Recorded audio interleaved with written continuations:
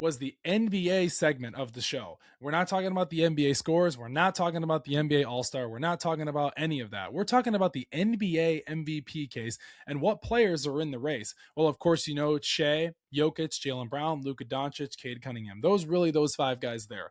But honestly, I think you can rule out Nikola Jokic from winning the MVP because he only has one game left for the 65 game rule, and that he's allowed to miss. So he's probably going to miss one more game. So you can cross off Nikola Jokic from the list. So now you're down to Shai, you're down to Jaylen Brown, Cade Cunningham, and Luka. Luka's not going to win the MVP because he doesn't play defense. Yes, he leads the NBA in points per game, but listen, I don't see Luka winning the MVP. So now I think your really 3 culprits are down to Shai, Cade Cunningham, and Jaylen Brown.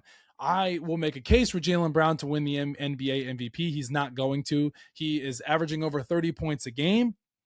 He has only missed 3 games. He's been extremely durable. He's arguably the best two-way player in the NBA. Jaylen Brown should be the NBA MVP, but he's not going to win it. Listen, the Celtics are a 500 team if Jaylen Brown isn't playing for that team. Listen, everybody wrote the Celtics off because they had Jason Tatum out because he tore his Achilles, and the Celtics aren't going to be anything without Tatum. And then don't forget that Jaylen Brown won MVP 2 seasons ago in the NBA Finals. That's the finals. That's the MVP that matters. However, though, Jaylen Brown should be the MVP. Everyone wrote this team off. They were nowhere supposed to be in second in the East.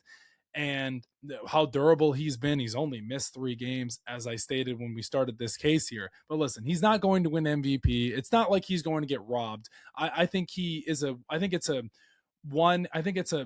Shai, of course, is a given because they love Shai and he's been great for the Thunder. But the Thunder have a 6-3 record without Shai, so Shai really shouldn't be the MVP in my case. But if Shai continues to miss games, then it's going to be down to Cade Cunningham and Jaylen Brown. And then of course they're not going to give it to Jaylen Brown. It would go to Cade Cunningham because you see what he's been able to do with the Pistons this season. He's had exceptional stats, and they have the first seed in the East for the Pistons do. And Cade's been durable as well. But if you're asking me who I think the MVP is, I think it should be Jaylen Brown. I think he makes a strong case. He's not going to win it, but they're going to give it to Shai. It's very obvious, and we can pull down the stats here. Like I said, Shai and the Thunder have a 6-3 record without him.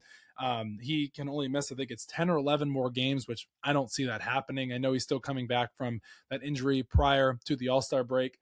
And then you have Jokic, which of course, he's probably not going to get it, even though he's basically averaging a triple-double. Jaylen Brown has played in 51 games this season. He's only missed 3 games. The Celtics are most likely a 500 team without him. He's the second best. He's arguably the second. He's arguably the best two-way player in the NBA. Then you have Cade Cunningham. Of course, they have the 1 seed in the East. He's averaging nearly a triple-double, and he's the Pistons franchise centerpiece. So yes, if you take away Cade Cunningham from the Pistons, they're probably one of the worst teams in the NBA. That's how valuable he's been. So there's no discredit towards Cade. I'm just making the case for Jaylen Brown because the Celtics position that they are in, and now, of course, now without Tatum. But with Tatum comes back, the Celtics are a championship team. They are winning if Jason Tatum comes back, the Boston Celtics are winning the Eastern Conference. No doubt about it. The Pistons will not beat the Celtics in a 7-game series, especially if Tatum comes back.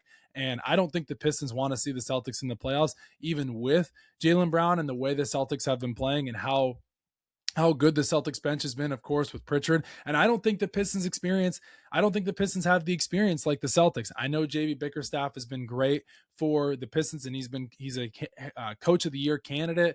And then, you have Joe Mazzulla and that Celtics team, but they're more experienced. They just added Nikola Vucevic to that mix there as well. Tatum comes back at 60, 70, maybe 80%.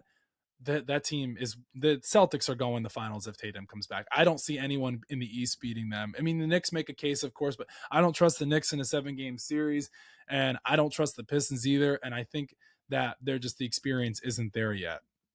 Now, of course, the Cade Cunningham has been exceptional, and Jokic has to be healthy for 65 games minimum, and he can only miss 1 more. So that's really the case right there. But guys, on that note, that really does it for us. I mean, I had an amazing episode with you guys, 30 minutes. I didn't want to make it too long of an episode. I think, of course, the highlight, the meat and potatoes of the episode was Team USA men's beating Canada in the Olympics. One of the greatest memories that I'll ever have, moments I'll ever have as a hockey fan, as a hockey player.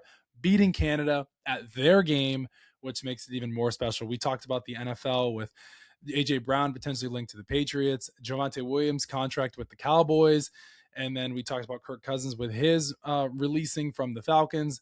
Shout out to the women's team and USA women's for winning gold 2-1. How about that? How fitting was that? Canada loses in men's and women's 2-1 in the Olympics. We take both gold from them, and I loved that they were giving the stuffed animals out. And Nathan McKinnon was so salty. You gotta love it as an American. Listen, guys, I had an amazing episode with you guys. Little MVP talk there as well, making the case for all the candidates. Realistically, it's most likely going to come down to